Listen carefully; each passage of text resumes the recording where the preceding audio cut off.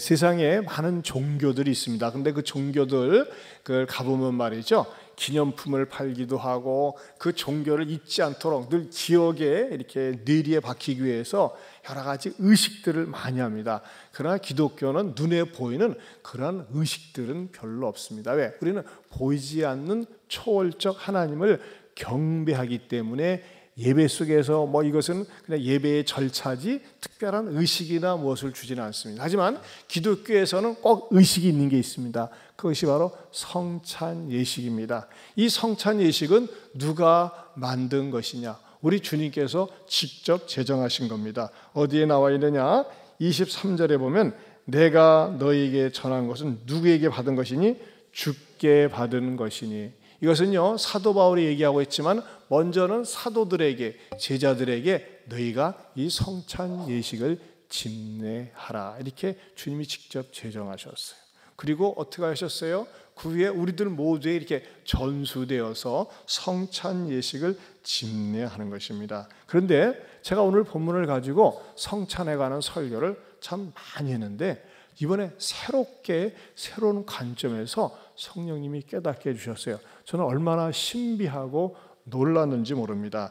그 깨달음을 여러분들에게도 주시기를 바랍니다. 오늘 설교 제목이 뭡니까? 감사로 기념하는 성찬입니다. 왜 감사로 기념하냐? 우리 예수님께서요, 이 성찬 예식을 집례하면서 어떻게 시작하셨는지 아세요? 첫 번째는 감사로 기념하셨다는 것입니다. 24절을 다시 한번 보면요, 뭐 하시고 그랬어요? 축사하시고 떼어 이르시되. 축사하셨다. 여러분, 우리말 성경에 우리는 축사하면 말이죠, 어떤 기념식에서 이제 누가 나와서 축사하겠습니다라는 용어로 씁니다. 하지만 여기서 이 축사는요, 헬라어로 유카리스테오라는 뜻입니다. 유카리스테오는요, 원문에 무슨 뜻이냐? 감사를 드린다, 그런 뜻이 있어요. 감사를, 축사는 감사를 드린다. 그래서 모든 영어 성경에 보면 이렇게 표현이 되어 있습니다. And when he had given thanks, he broke it. 그랬어요. 그가 감사를 드렸을 때 그리고 그것을 떼어 주었다 그랬어요. 저는 이 말씀을 묵상하면서 너무너무 은혜가 되었어요. 사실 예수님이 이 성찬식을 집례하는 분위기는 환하고 축제적이고 즐거운 분위기가 아니에요. 잔치 분위기 아니거든요. 예수님께서 죽으러 가시기 전의 분위기예요. 여러분 가족 가운데 누가 이제 그 세상 떠나려고 그러면 거기서 즐겁겠어요? 다 침통하고 무거운 마음이죠. 더군다나 예수님은요, 잠시면 매맞습니다. 두들겨 맞고 고난당하고 침뱉음을 당하고 몽둥이로 맞고 채찍질 맞고 십자가에 매달릴 걸 예수님은 내다보셨어요. 그런데 그걸 내다보시면서 예수님께서 뭐 하셨다고요? 감사를 드렸다 그랬습니다. 여러분, 이게 어떻게 있을 수가 있겠습니까? 여러분은 우리가 말이죠, 내가 누구한테 불려가서 혼날 일이 있다, 매맞을 일이 있다 그러면 다 기분이 나쁘고 주눅이 들지, 그걸 갖다가 감사해, 그럴 수 있느냐 이거예요. 근데 예수님은 그러셨어요. 예수님 앞에, 코앞에 고난과 모욕과 수치와 조롱과 십자가가 기다리고 있는데 예수님은 감사하면서 이 성찬식을 집례하셨다는 것입니다. 그러면서 저는 이 말씀을 묵상하면서 이 말씀을 우리들에게 적용을 하면서 너무나 큰 감동과 은혜가 되었습니다. 어떤 감동이냐? 우리도 감사로 먼저 맞이해야 되는데 우리가 감사를 얘기할 적에 오늘 본문 중심으로 볼 때 어떤 감사가 있느냐? 수동적 감사가 있더라고요. 수동적 감사. 수동적 감사는 뭐예요? 내가 그냥 받아들여지는 감사예요. 자, 무엇이 수동적 감사입니까? 내가 구원을 받기 위해서, 내가 영생을 얻기 위해서, 내가 천국에 가기 위해서 내가 할 수 있는 건 아무것도 없어요. 나는요, 예수님께서 하나님이 나를 위해서 해놓으신 일을 그냥 받아들이기만 하면 돼요. 수동적으로 받아들이기만 하면 돼요. 나 같은 인간이 무엇이간데 하나님께서 나를 구원해 주시는데 내 지성이나 내 이성이나 내가 똑똑하고 잘난 거, 내가 공로가 있는 거, 그런 것 때문에 나를 구원해 주신 것이 아니라 하나님께서 일방적인 사랑으로 나를 선택하여 주시고 구원하여 주셨습니다. 여러분, 내가요 구원을 거절해도요 하나님의 영광에는 하등 손상이 없어요. 그런데 도대체 내가 뭐냐 이거예요. 내가 무엇이가 한데 하나님께서 나 같은 죄인을 살려주셨어요. 그래서 말이에요. 존 뉴턴 같은 경우는요 나 같은 죄인 살리신 주의 놀라와 이뤘던 생명 찾았고 광명을 얻었네 이렇게 부르지 않았습니까? 우리 한번 1절만 불러보겠습니다.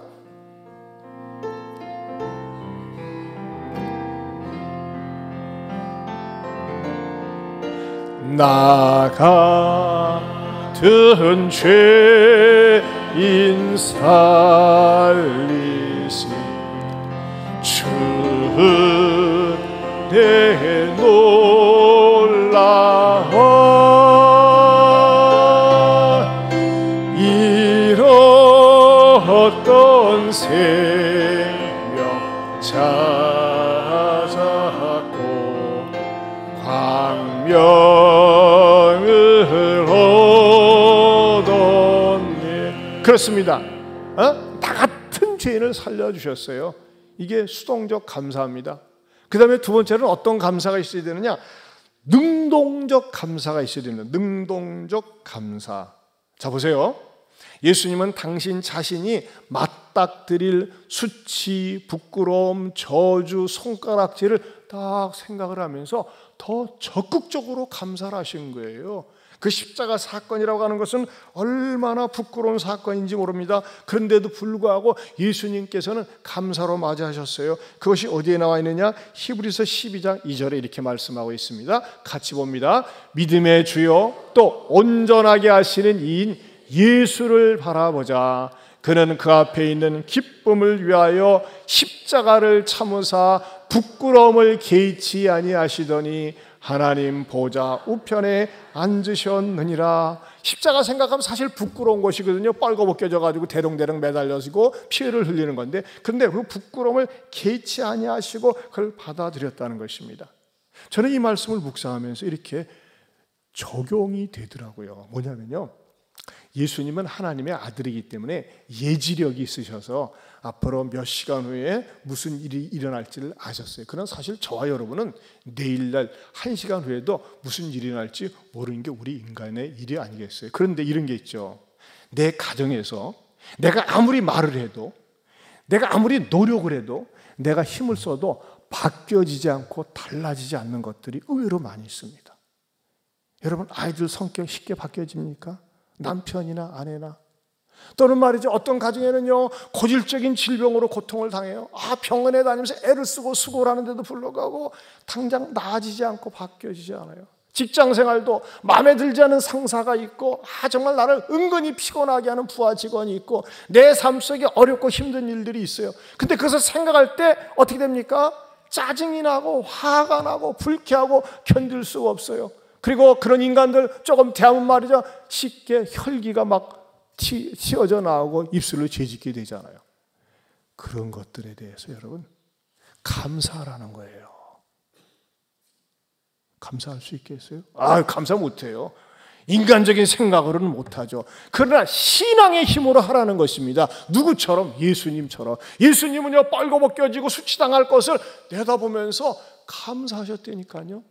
여러분, 여러분들이 주어져 있는 환경 속에서 인간적인 이성과 생각으로는 감사가 나오지 않아요. 그런데도 불구하고 믿음의 힘으로 억지로 감사할 수 있길 바랍니다. 삐딱하게 나가고 엄마 아빠가 얘기하면 눈 말이죠 막 대든 놈에게 그래 고맙다 이놈아, 네가 살아있기 때문에 건강하니까 눈 부릅뜨는 거지. 그러면서 말이죠, 자꾸 감사로 받아들이고 감사로 해석을 해보세요.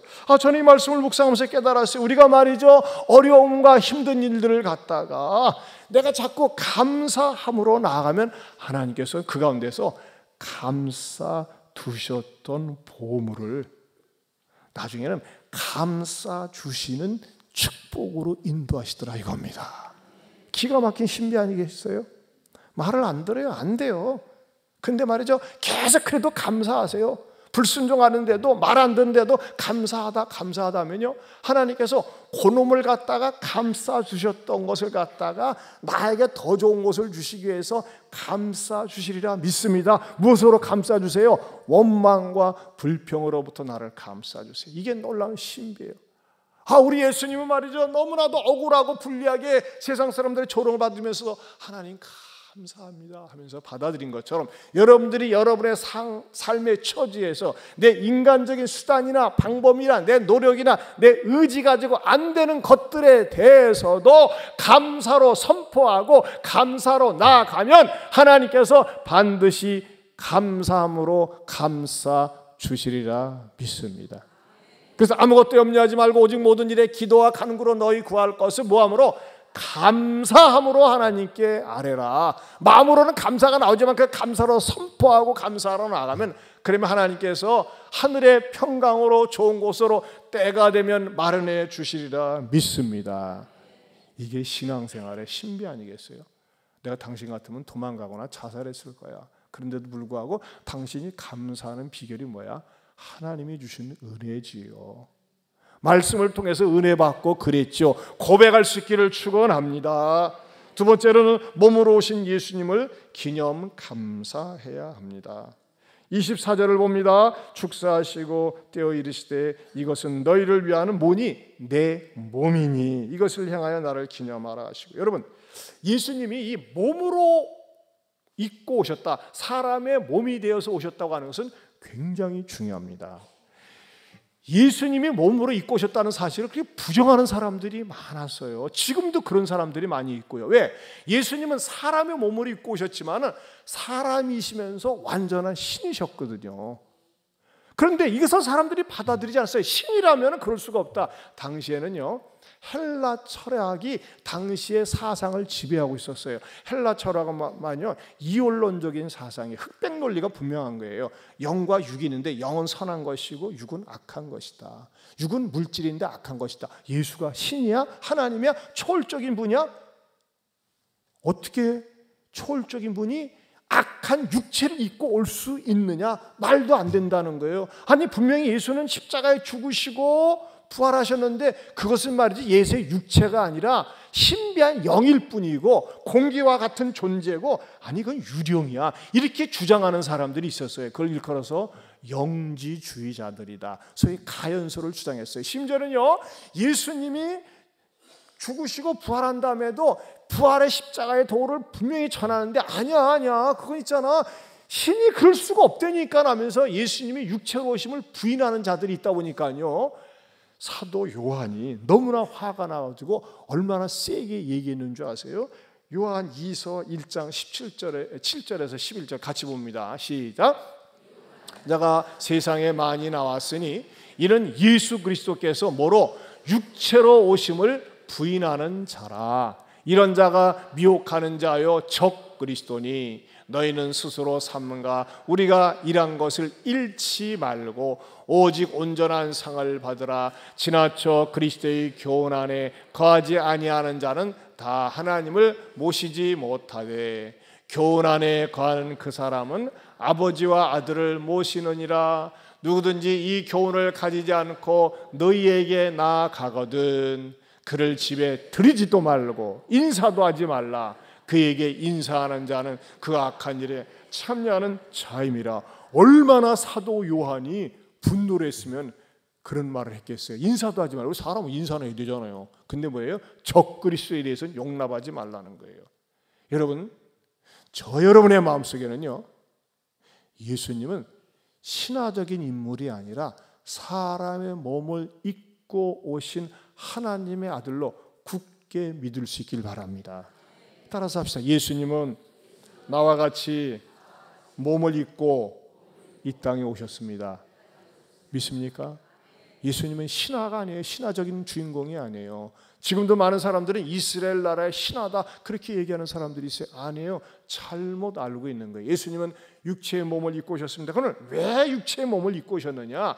하나님 앞에서 우리를 대신해서 속죄 제물이 되기 위해서 오셨어요. 그래서 우리가 부르는 찬양 가운데 이는 날이 와요 십자가 위에서 못 박히사 깨트리신 주님의 몸일세, 이런 찬양이 있어요. 얼마나 귀한 찬양인지 몰라요. 한번 불러보겠습니다. 이는 날 위하여 어디에서 십자가 위에서 위에서 못 박히사 깨뜨리신 주님의 몸. 다시 한번 이는 날 위하여, 이는 날 위하여 십자가 위에서 못 박히사 깨뜨리신 주님의 몸일세. 할렐루야. 네 번째로 피의 새 언약을 기념 감사해야 한다는 것입니다. 피의 새 언약. 자, 25절을 봅니다. 25절에 식후에 또한 그와 같이 잔을 가지시고 이르시되 이 잔은 내 피로 세운 새 언약이니 이것을 행하여 마실 때마다 나를 기념하라 하셨으니. 구약시대 때는요, 사람이 죄를 지면 그 죄값을 치르기 위해서 어떻게 됩니까? 짐승이 죽어야 했어요. 지금도 여러분, 사람이 죄를 지면 왜 감옥에 넣는 거예요? 그리고 누구를 살인했으면 사형을 시키고 그러지 않습니까? 죄값을 치르라 이거예요, 죄값. 그런데 구약시대 때는 짐승을 잡아가지고 하나님 앞에 제사로 드렸는데, 우리가 하나님을 떠나 산 죄, 하나님을 배신한 죄, 하나님을 외면한 그 죄값을 치르기 위해서는요, 사람이 죽어서는 안 되었어요. 죄 없는 사람이 죽어야 돼요. 근데 죄 없는 사람이 누구냐? 바로 예수님이세요. 그리고 그 예수님이 피를 흘리심으로 말미암아 우리들에게 구원의 길, 속죄의 길을 마련해 주셨습니다. 그래서 우리는 이 찬송을 또 이렇게 부를 수 있어야 됩니다. 이는 날 위하여 무엇을 받으사? 형벌을 받으사 주가 친히 대신 흘리는 주의 보혈일세.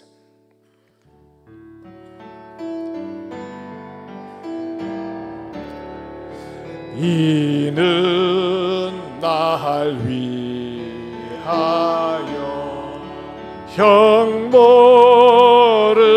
받으사 주가 친히 대신 흘린 주의 보혈.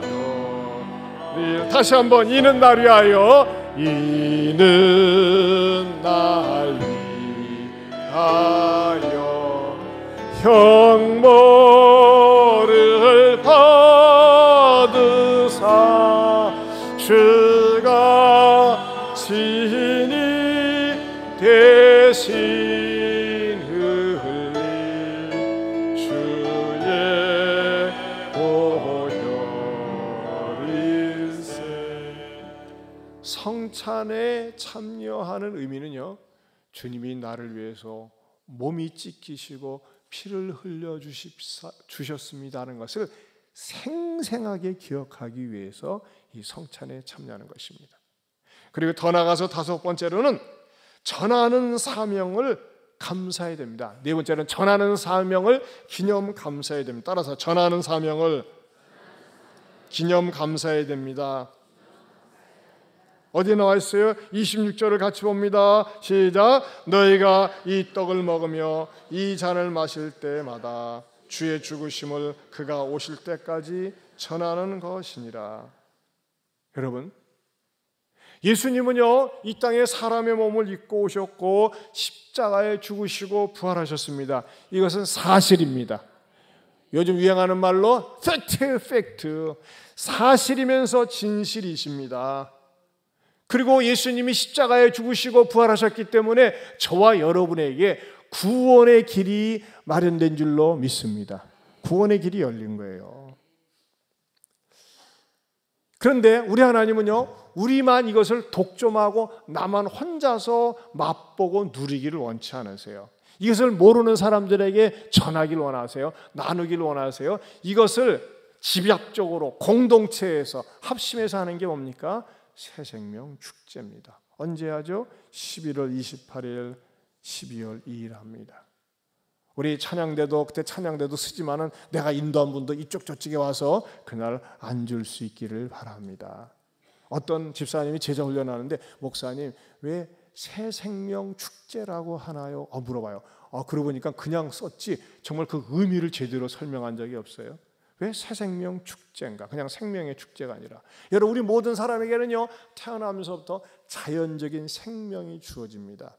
이것을 일컬어서 육신의 생명이라고 합니다. 하지만 우리가 가지고 있는 육신의 생명은 시간이 지나면서 자꾸 소모되어지고 점점 죽어져 가고 있어요. 그렇죠? 죽어져 가는 생명이에요. 언젠가는 죽습니다. 그리고 현재 가지고 있는 우리의 생명은요 죄로 오염된 생명입니다. 이 생명을 가지고서는요 하나님 앞에 감히 갈 수도 없어요. 천국에 갈 수도 없습니다.